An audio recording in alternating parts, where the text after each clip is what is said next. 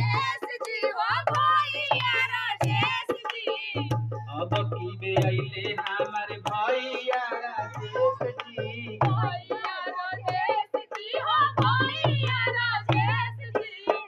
अब की बे आइले हमारे भैया राजेश जी करे खातिर सेवा उ तो जनता के विशेष जी हेलीकॉप्टर का बटन दबाई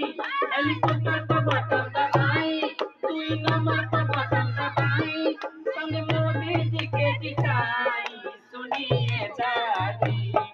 सुनिए दादा हेलीकॉप्टर का बटन दबाई सुनिए दादी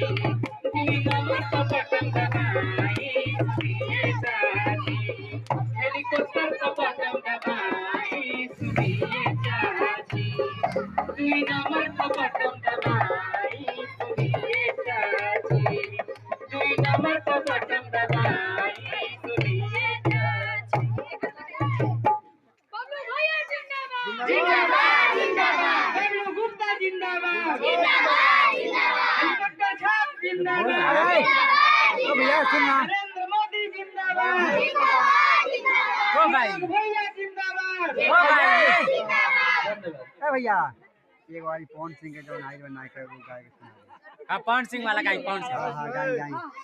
जोड़ी मोदी या नीतीश जी के हाथ होई